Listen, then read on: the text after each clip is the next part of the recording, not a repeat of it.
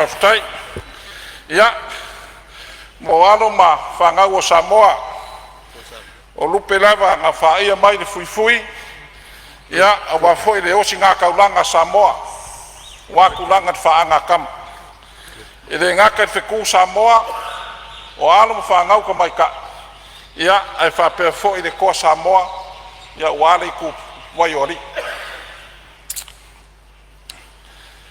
ave ia le leo e fai ko whaka mboni o ma le renga foi lea le fionga lea mamalu o kako malo ma le masiofo a me se foi o le paia o Samoa foi lau fionga le whaustrai ma le paia o le parmengi fionga le parmia ma le mamalu ni ngai mok wha leo ai le whaamaguyanga le kako wakumu wa foi lo ko wano aku mo le whaanga kama i le po le asosaro lumanga ngai o whangia le kua ia pōri uri o kou kingo. Ia mārama lama o kou maki. Ma ia ka whekoko o kou wala. La mako whaia le whaiva o le whepō. La mako kapua iaku e le ene mwhangua. Pōr whala maulu le munla.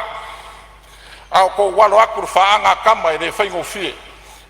O le mako kakalo. I o kou kuku mau i le kua. O lo whaavai ai Samoa.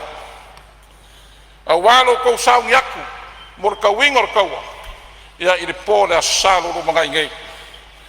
O le mako kakalo, ia lo whangia le kua, maua lo kou malos, i o kou ka alo fia fia, kapua iaku lo kaku wakumu. Ia, lo whangia le kua, me ia whamanguia le kua, a walo kou walo aku, mor whaanga kama, ia i le pō le asaro lo mga ingei. Ia, ia lo whangia fo i le pai o kako wakumu, kako wongo mua le loko.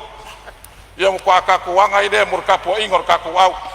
Ia, soifua, mai maguia, raftai.